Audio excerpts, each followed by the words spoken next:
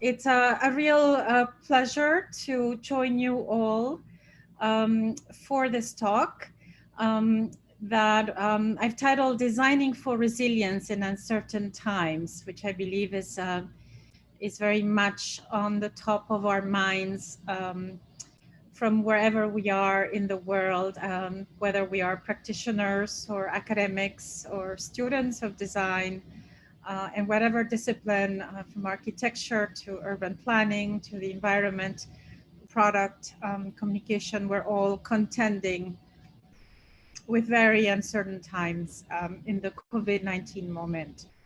So I'm looking forward to sharing with you some insights, and I really want to say welcome from everywhere.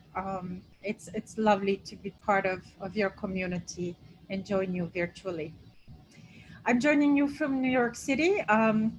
This is not exactly the view from my office apartment, but it's very close. I'm very close to the iconic Empire State Building in Lower Manhattan, and very close to my home institution, which these days is Parsons School of Design and the New School. As you saw in my bio, I'm a professor of strategic design and management at Parsons, and I also serve in an administrative role as one of the vice provosts of the university, working across global, online, and executive education for the New School.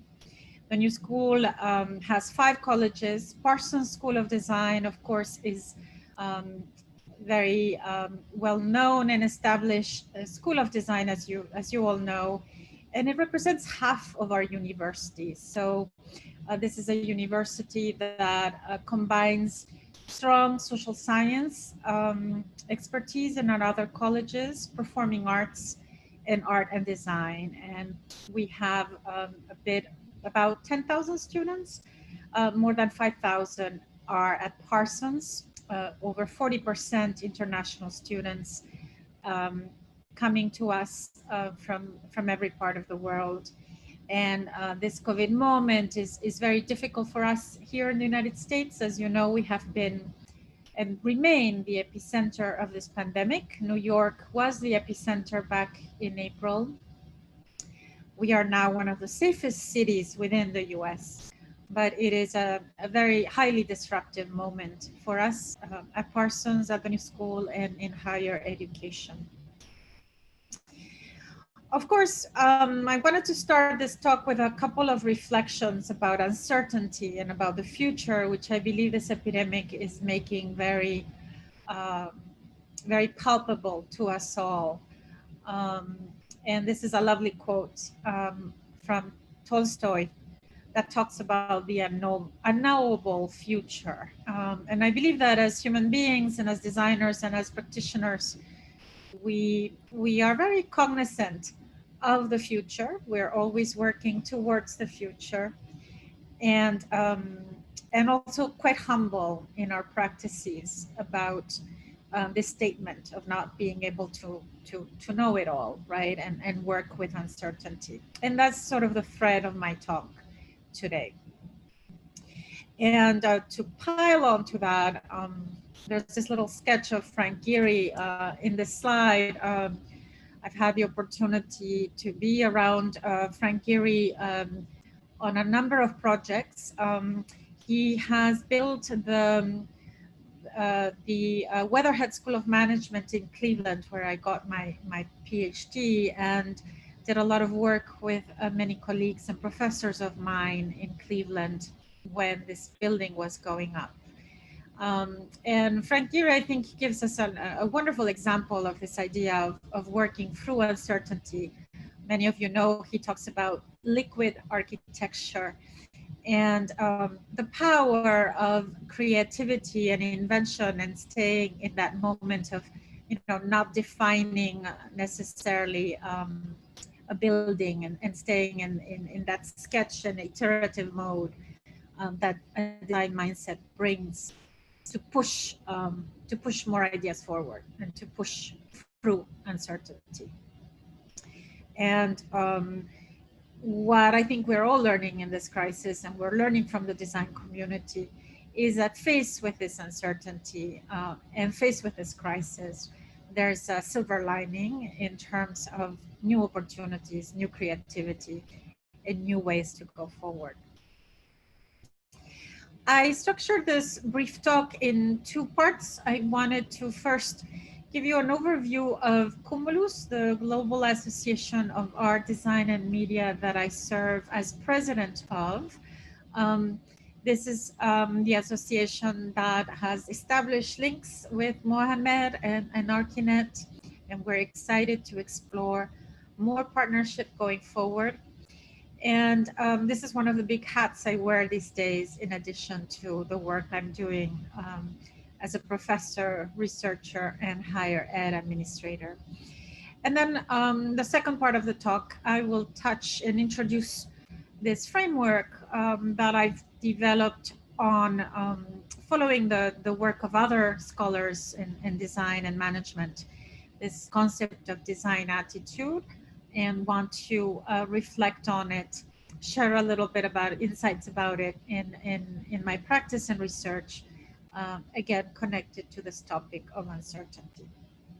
So that's my sort of pathway into this talk today. So a little bit about Cumulus, and forgive me for those of you who are in this talk and already know about Cumulus or might have encountered Cumulus. It is a wonderful global association. It's one of the premier associations that brings together member universities and colleges that have one specific focus, which is art, design, and media. This is the Tolstoy quote that I was mentioning earlier, and the sketch of the Weatherhead School of Management building that Frank Gehry designed in Case Western University in Cleveland, and how he talks about liquid architecture, as I was mentioning earlier. So two parts to this talk. This talk, Cumulus, and some insights around my research and practice. As I was just saying, Cumulus brings together universities that specialize in art, design, and media, and we mean, design in an all-encompassing way. So we have, of course, members that have institutions with strong architecture and built environment departments. It's a pretty global reach these days. We're in all 5 continents. Our presence in your area, for those of you in the Gulf region, is modest. So we would be delighted to welcome more colleagues from this area of the world. And we, to a great degree, 90% of our members are educators, academic members, but we also have a number of practitioners who come as associate members to our association. We were founded in 1990, first as a European-based network that was really looking in Europe at building bridges when the Berlin Wall came down. And the Royal College of Art, Aalto University were part of those founding institutions. The network became international in 2006. That's when many members, including all of the US members we have these days, South America, Asia members, outside Europe, started joining. And we are this year celebrating 30 years. We like to talk about creative linking. I think the power of this association is that it really believes in international mobility and in the knowledge we create by going beyond the silos of our territories. I am the 4th president in the history of the association.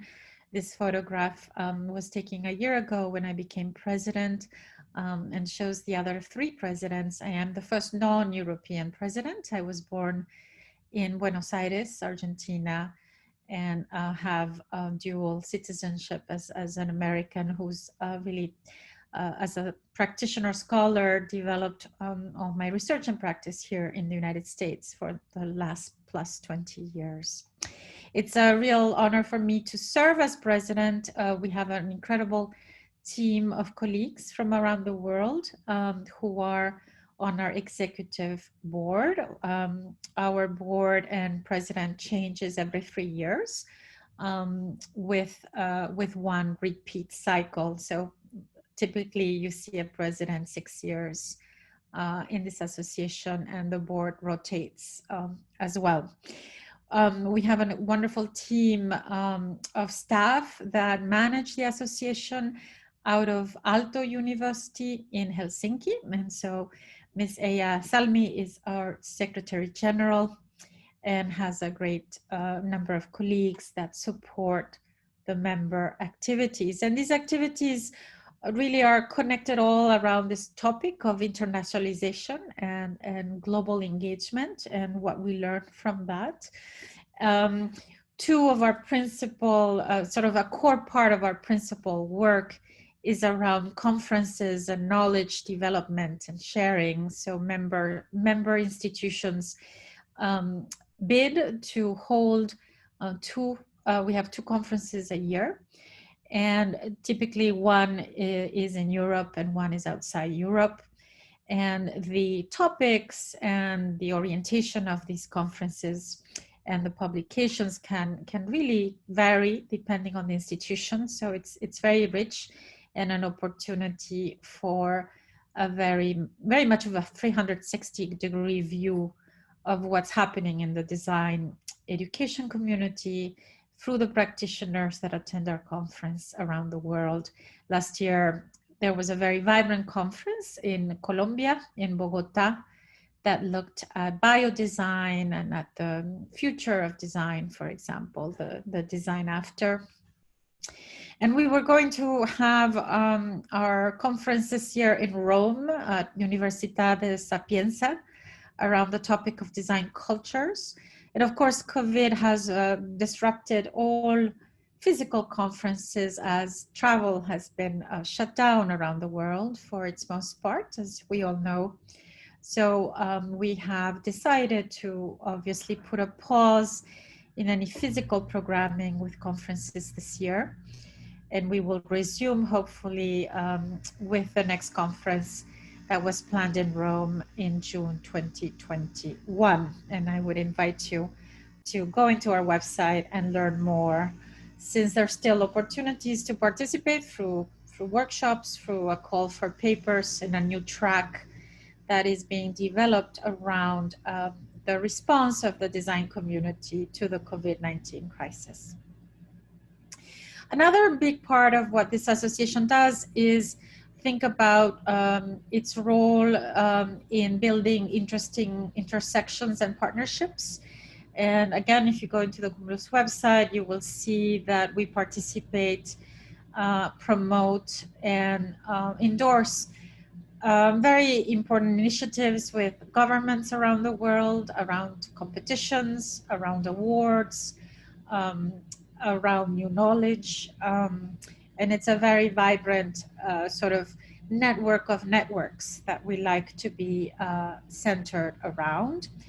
And key to our work, and even more of a priority as we move forward, is to think about the next generation of designers. And we've had a student ambassador program that brings some of the top students to our conferences every year. And in the past, this past year, we've had a very successful competition that was organized by us in looking at this topic of circular economy, this idea that design must be for regeneration. And this is a competition. Again, I invite you to look at the website of this competition because it's beautifully archived. That connected with this idea of the Sustainable Development Goals, with the framework of the SDGs, and specifically with SDG 12, Responsible Consumption and Production, and challenged students from member institutions to think about products, services, and systems that meet SDG 12 and circular economy aims. We chose this SGD because we really believe it's a wicked problem, right? To think about the future in this way. We know from the United Nations statistics that as a global population, if we continue not making change, not addressing the climate crisis, by 2050, we would need the equivalent of 3 planets to sustain many of these lifestyles around the world. So the competition was a challenge that our students were able to seize upon, and we were very fortunate to have a number of partnerships, including that of the Ellen MacArthur Foundation out of the UK, one of the premier think tanks in terms of working with designers and scientists around circular economy aims. These were the 3 top projects that won, but there was an incredible amount of entries. So again, I invite you to look at the creativity that this has unleashed. And this is the kind of work we do every 2 years with Cumulus Green in terms of large competition efforts.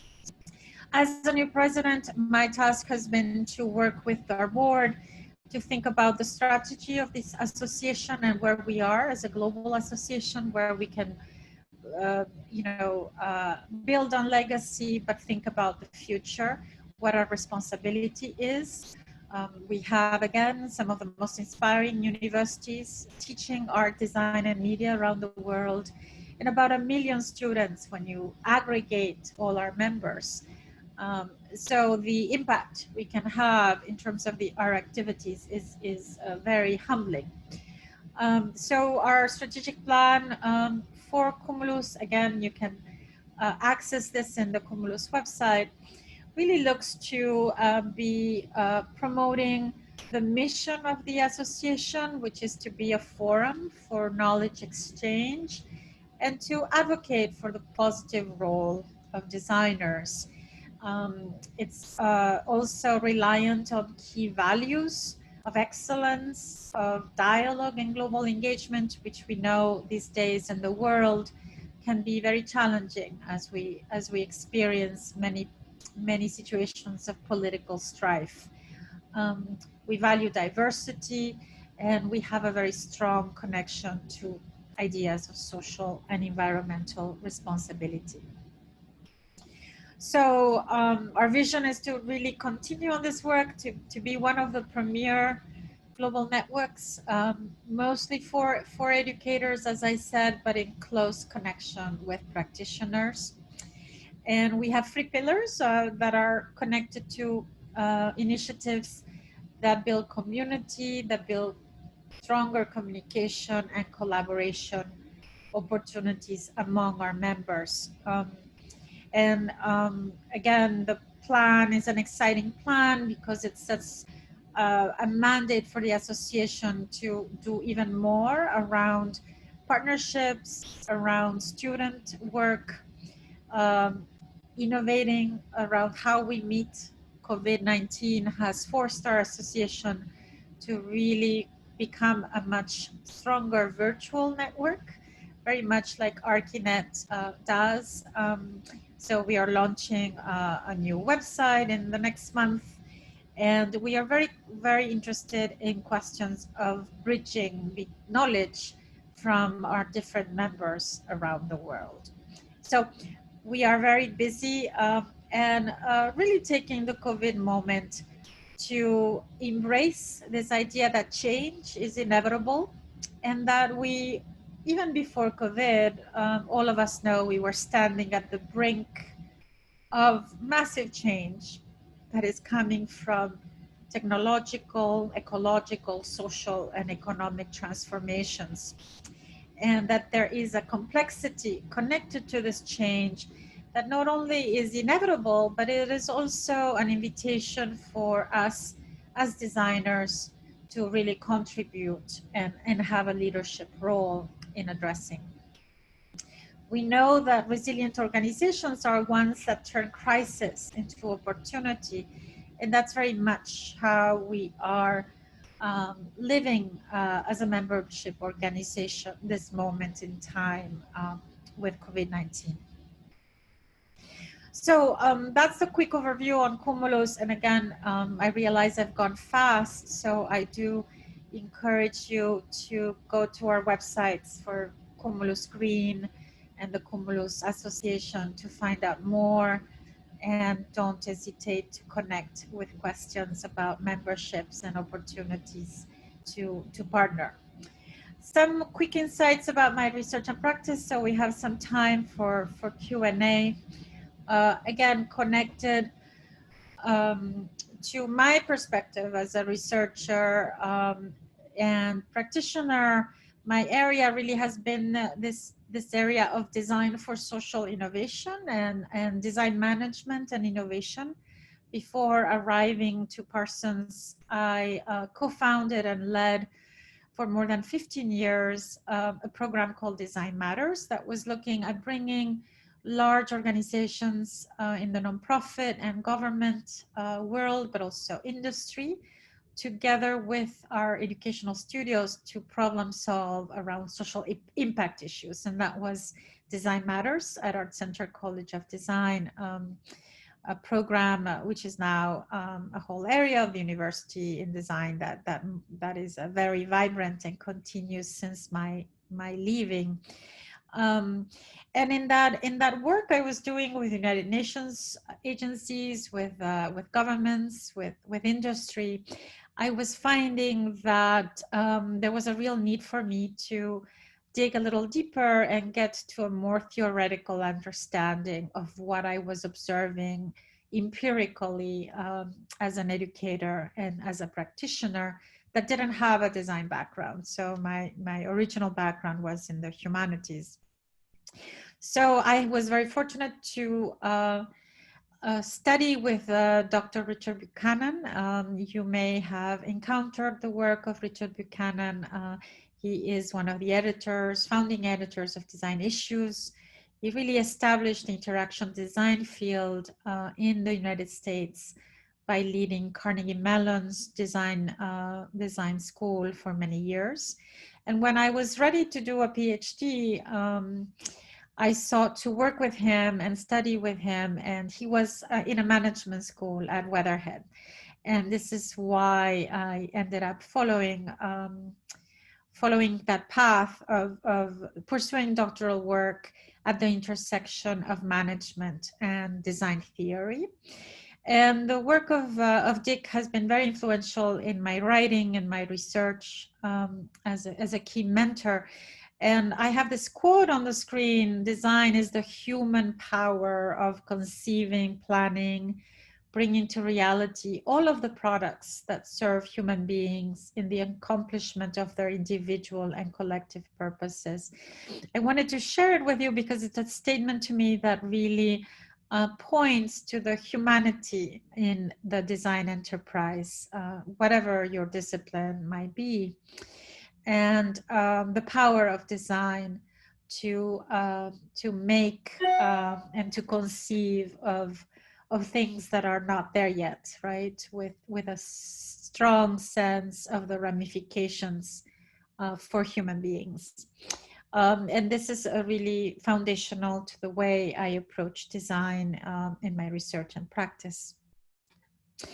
It was a real gift to end up as a student of management, because it forced me to do a lot of quantitative research and get very adept at handling statistics and a whole world of reasoning that I had not been exposed to in all my humanities work as an art historian and curator before. But it also exposed me to great management literature and management scholars. And I have this quote again from Peter Drucker, the great American management expert, because he was one of those folks that understood the limitations of that discipline.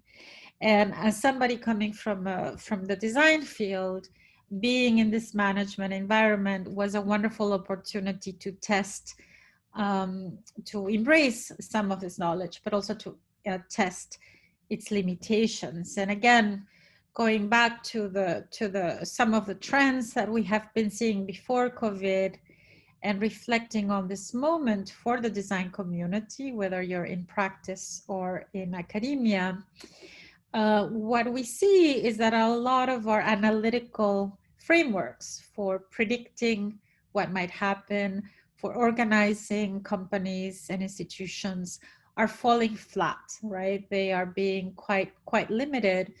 And this study, for example, from the World Economic Forum from 2016, I'd like to put up in the screen because it was already showing a shift in some of the skills that many employers are seeing will matter most as we enter this the 2020s, and you can see the shift from an increase in valuing creativity, emotional intelligence, cognitive flexibility, all these things that we take for granted, frankly, in the design community, but that are much harder to teach and to spot sometimes in other disciplines that are more analytical and linear, such as traditional management frameworks.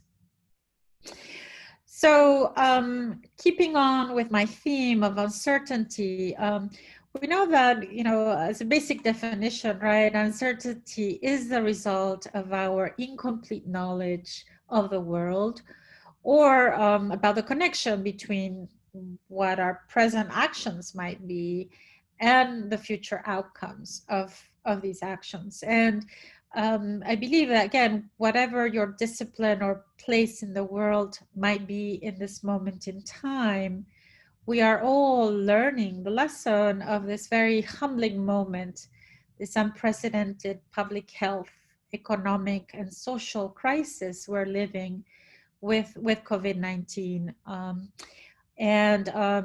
In having conversations with other colleagues in higher education here in the United States, not only in the field of design, but the field of emergency and crisis management, where I've done some work with designers to think about predicting, getting ready for large emergencies. We did a 5-year project around earthquake preparedness when I lived in California and worked at ArtCenter that resulted in a book.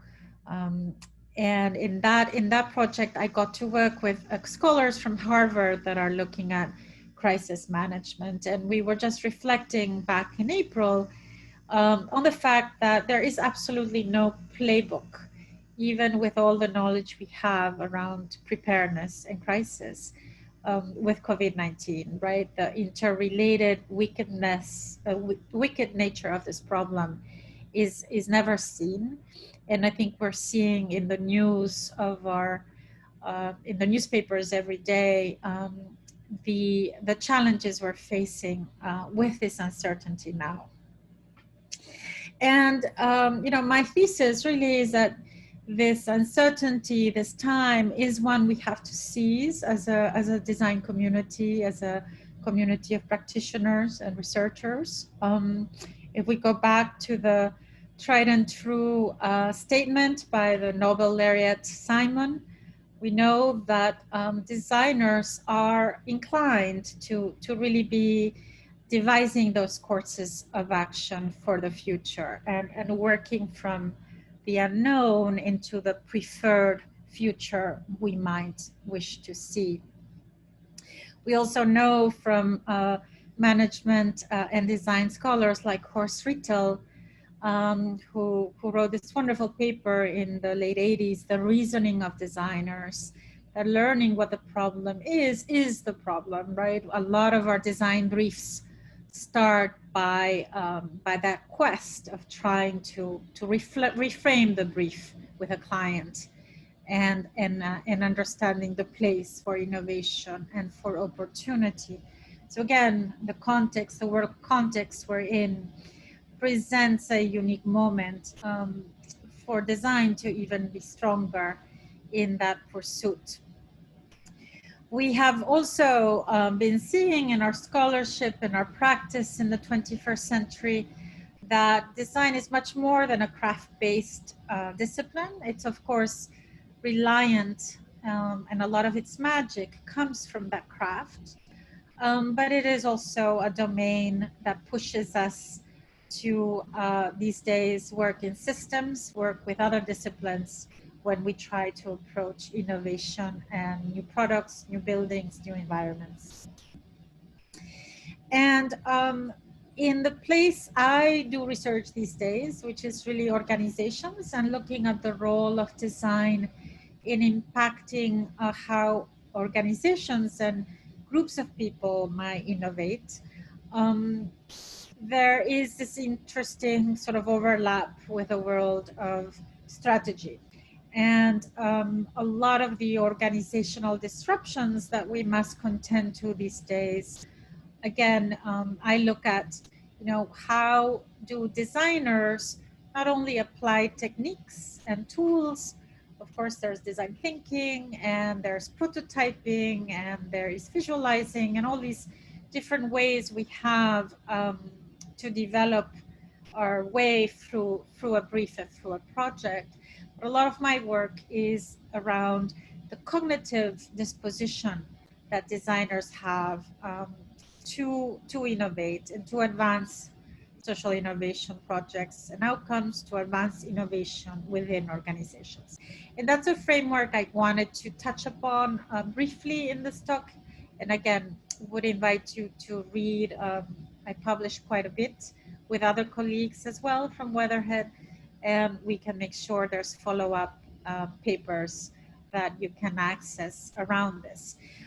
But this framework of design attitude is really been my opportunity back when I did the dissertation at Case to extend considerable research that was coming mostly from the management scholarship and a number of scholars in management that have been working closely with designers and studying and observing their practices. One of them is Kamil Mikluski, who spent 10 years looking at large studios like IDEO and others that have a very fluent design culture to see what designers were doing that made them successful in their projects. And part of my sort of addition to this work was to develop the first sort of mixed method study that had a number of quantitative, had a survey, quantitative data that for the first time shows and demonstrates that this design attitude concept really exists and that it has a number of dimensions and that when you have it in place, we see predictive value, right? We see that projects are more successful in pushing for innovation. The definition of design attitude is the one on the screen. This composite of distinct abilities, so skills, aptitudes, capabilities that designers use when they are looking at leading processes of design and organizational learning. And this is sort of the framework that the research, both qualitative and quantitative, that I've done and continue to extend these days in my research was able to prove. We were able to say there are five unique dimensions within design attitude, within designers that have a design attitude, but also non-designers that may have this sort of approach. And these are really powerful in setting the conditions for innovation. So one of the dimensions is ambiguity tolerance. So back to this idea of uncertainty, we know designers are really open to discontinuity. They can be, to quote again Frank Gehry, in that liquid state. and their ability to work with that approach of tolerating the uncertainty that they have to navigate is one of the dimensions that is helpful when you're trying to innovate.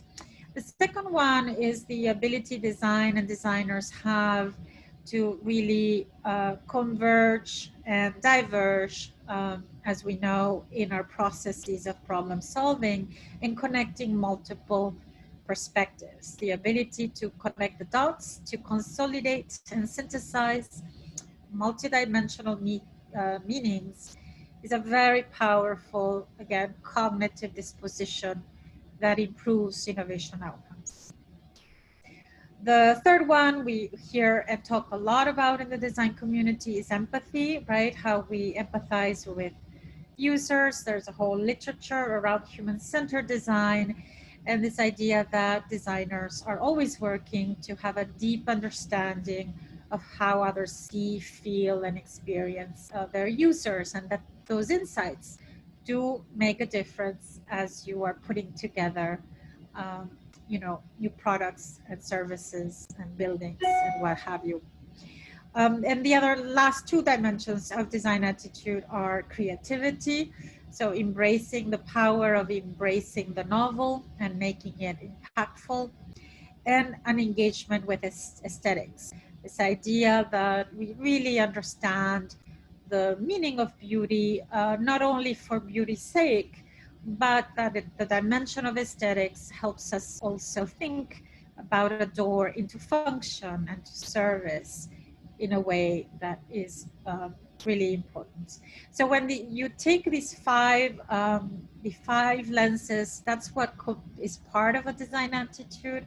And again, the research that I've been very privileged to conduct over the last 5 years is showing how important it is to think about elevating design in organizational practice, and having designers and teams as we look at complexity, because they're bringing all of these approaches to problem solving that we might not find in other disciplines, such as engineering or, again, management or others.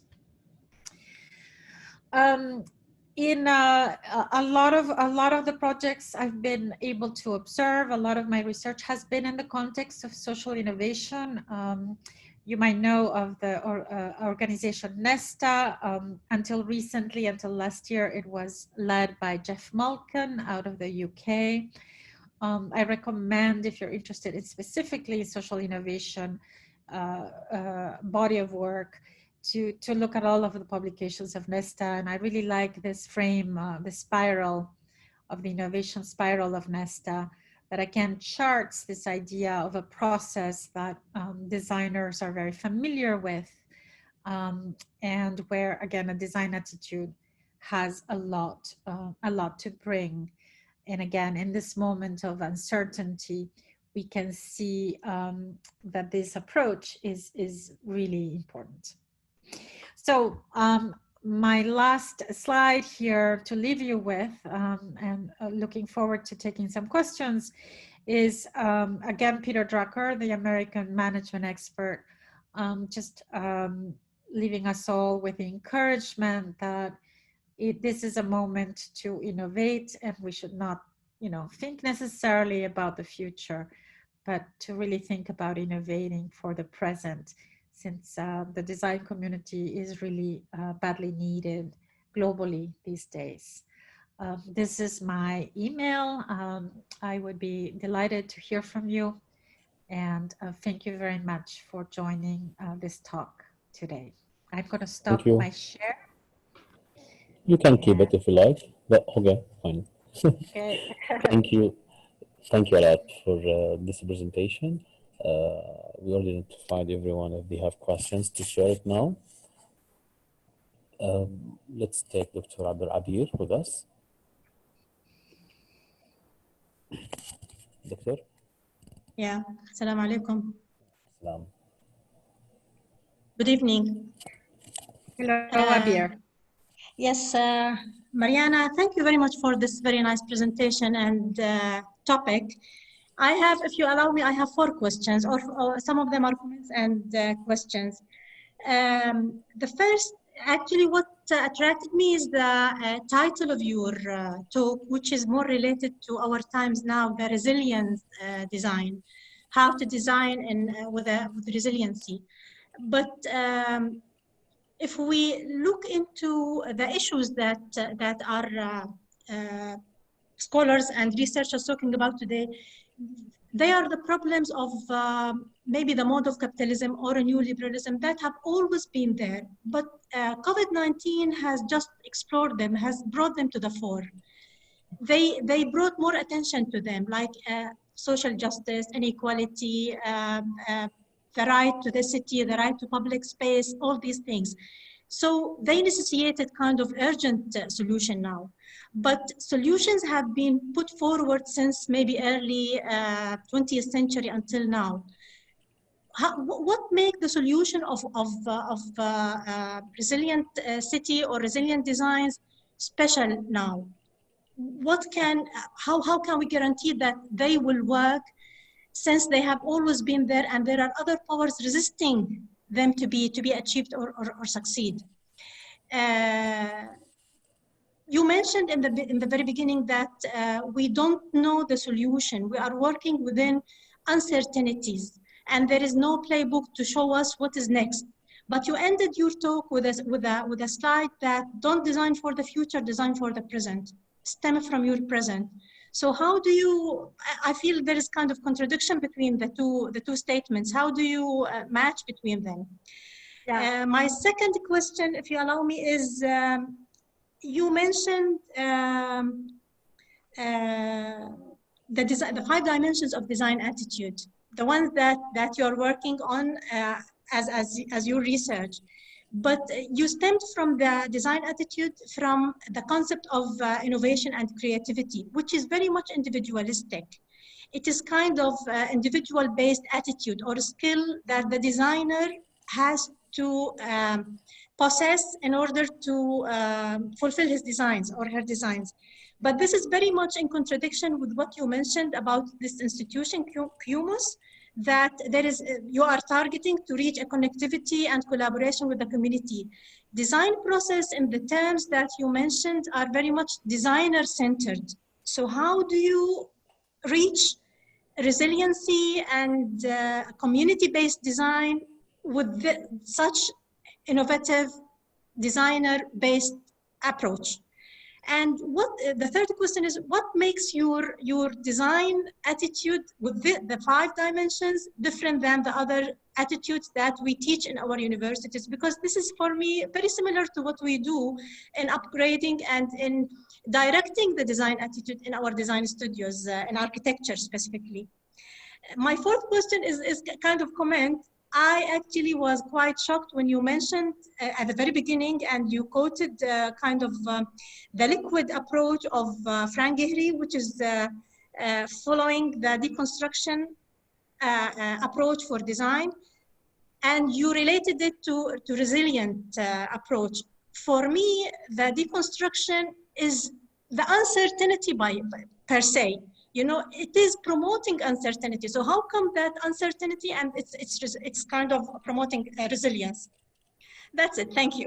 Sorry for Thank you, Abir. Those are great questions. Can I ask you, are you a professor of architecture? Just wanting to know. Yeah. I'm professor of architecture in Saudi Arabia. Lovely to have your questions.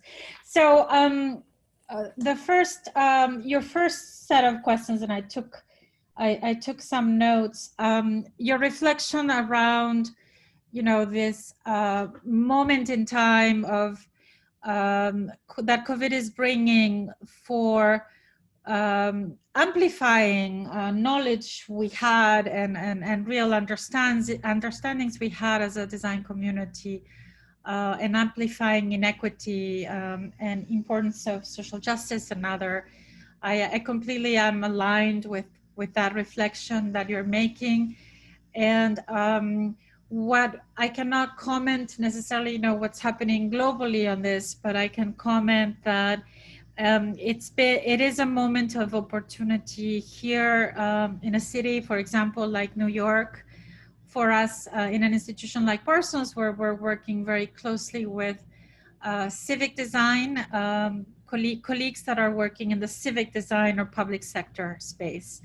And this new sort of urgency to see the limitations of our social and economic structures and how they have not, done enough to address the inequity we have.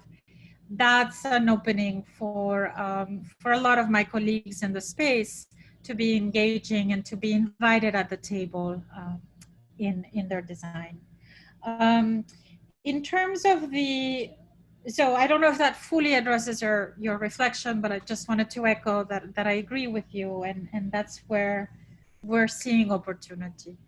The second question or statement around a contradiction between perhaps Cumulus's approach and some of my research. I really was in this talk trying to just give you the position and the first half of what Cumulus is and its vision, and then separately talk a little bit about my research and practice. They're not necessarily, they can be contradictory, and they're not looking to be necessarily completely aligned. The question around the dimension of creativity, the 5 dimensions within design attitude, I would invite you, if you're interested, to really read through a couple of the studies. Creativity was, again, one of the 5 dimensions we tested in the surveys and in the ethnographic work in this mixed method study. And as a quantitative construct, we were able to, in all the statistical analysis, take empirical research that had done before and show that these are the 5 dimensions of that construct. So it's a rather technical, I would say, way of looking at the construct. Your statement around how creativity innovation functions, I don't dispute at all. It's just that this is another, I think it's not trying to dispute what you're saying. It's simply presenting the result of that work. I don't know enough about the curriculum that you're teaching to be able to respond in a rigorous way to your question about how the design attitude framework might be similar or different. So I think that's perhaps the topic of another conversation. And your final comment about that liquid approach to problem solving, Frank Gehry, I'm sorry if I gave a sense that it necessarily promoted resiliency. I was really trying to make the point that it does promote a confidence in the uncertainty and a confidence in the process of iteration and problem solving that we see in design in our disciplines. So I hope that starts answering your questions, but somehow, but just let me ask you, you are not from architectural or built environment related backgrounds. Yeah, I'm from design management and social innovation. So I am not trying to sound as an expert there at all. Yeah, and my connection to Frank Gehry is really as a reader and being around him a little bit. Thank you. Thank you. Thank you. So far, this is the questions that we had. I don't know if anyone have any other questions. So if anyone have a question, we can get it now, or we can just wrap up.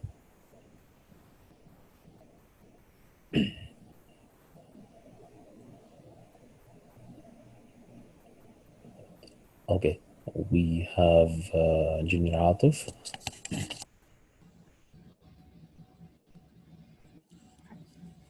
Hello. Hi, I was muted. Okay, Oh. so thank you very much. I appreciate the presentation. I am an architect, and design courses when I was in school were my escape, you know, from less intriguing subjects like statistics or calculus. So, but just from the previous discussion you had with Dr. Abir, and also based on what you presented, and I'm here just thinking loudly, really, and trying to take this to an extreme. Yep. Do you think, or don't you think that design as or design profession or design process is nothing but capitalization of human talent?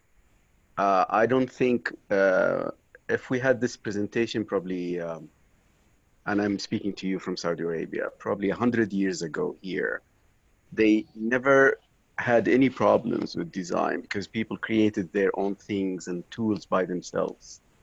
It was part of their lifestyle, you know. It's an extension of their existence. The separation between, I don't know, man or humankind and design. You know, now design is somewhere in a different camp. We don't design anything by ourselves. We buy products. So the influx or the push to create this, you know, secluded camp of design understanding, or with all its own problems, you know, how it, all of these problems, how it relates to community, how it presents resilience, you know, represents resilience.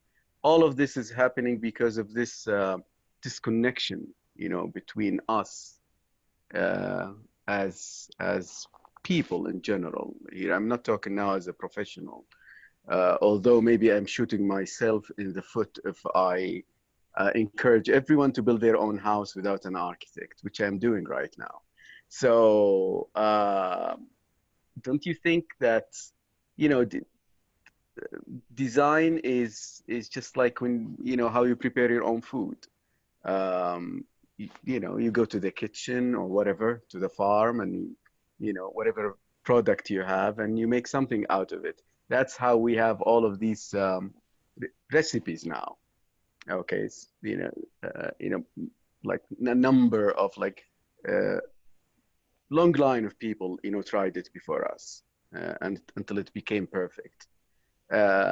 So to cut the long story short, and I'm not trying to dispute, you know, the value of what you presented. It's a reality now. I don't think we can backtrack on that. But design is just like, you know, in a different time frame. It was not a problem at all, you know, because people, you know, just, you know, created, you know, their own agricultural tools, the way what they dress, you know, the way they build their houses, everything. It's what we call tradition now. And design seems to belong to like a capitalist, you know, industry induced sphere, so to speak. It's linked to management and investment, and that's fine. But for me, I think the problem is exactly that of design. It's so disconnected from from us as people, as end users, as, you know, the great majority of people who have to use something that someone else designed. Okay, so the problem is actually inherent in within the design discipline itself. You know, you know, you design for for somebody that you don't know actually.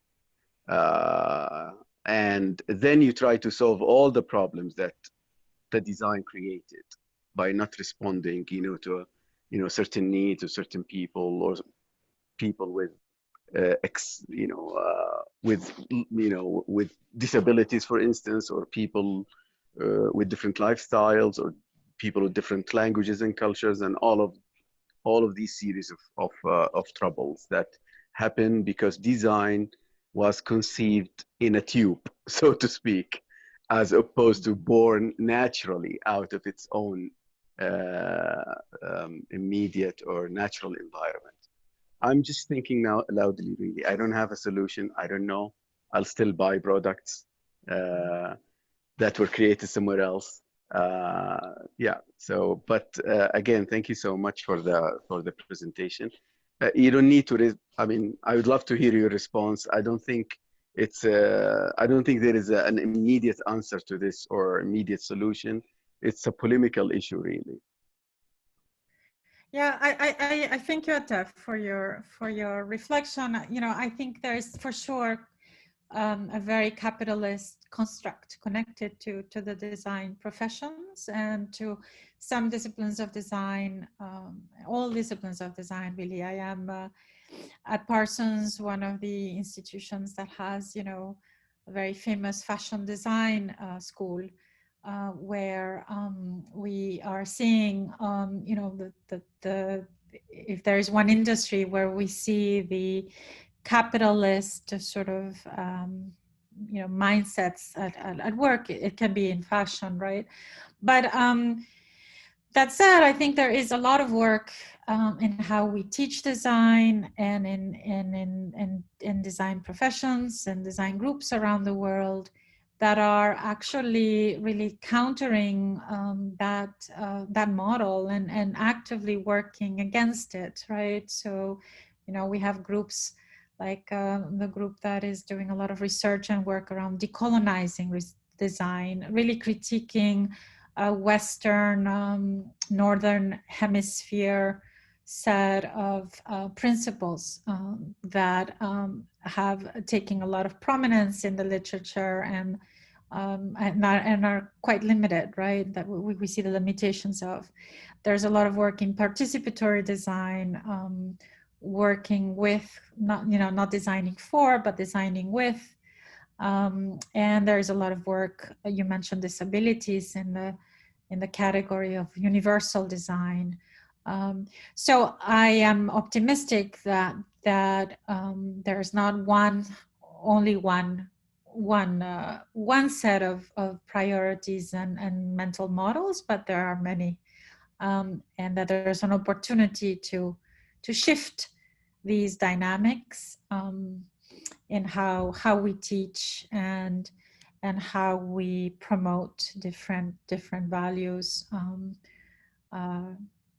But it's not something I think it's an easy solution. Thank you. Thank you, Mariana. Time's up, and we will wrap up now, and we will share later on for anyone who didn't see the talk by YouTube. Thank you again, and actually, we just had one question. If you would like to take it, it's written question. Okay. Okay. Do you see it? I think, right? Or you want me to read it? Let me read it for you. Okay, this question from Shahinda. My question is that resilience is, in its broad meaning, being able to recover quickly from difficulties. Given that, how do you think this could reflect on globalization? In the sense that, would each district, city, country be only concerned about its own aspiration, become resilient regardless of what happens elsewhere? Or would this actually encourage collaborative approach that could cross global borders? This coming from the movements now seeing how each country is struggling to become stable again, and it seems like each is trying to survive on their own. That's an excellent question, and I'm not at all, an expert in globalization. But it's a question that's being debated, right, in our, I think, universities and in public discourse at the moment.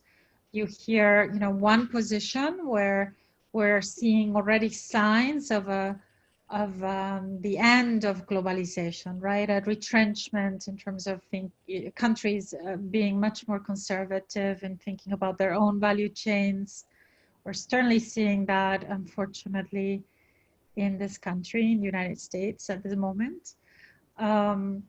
And then I think you see other groups reacting with even more commitment to the importance of entities that are looking for the commons, for a global commons, and for the limitations of that, nationalistic and sort of closed approach.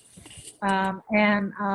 I certainly, as someone that just serves as a steward of an international association, and that really believes in the learning that I get when I'm with other colleagues from around the world, I certainly hope that this will not be the end, but I think that we, time will tell, and we might see different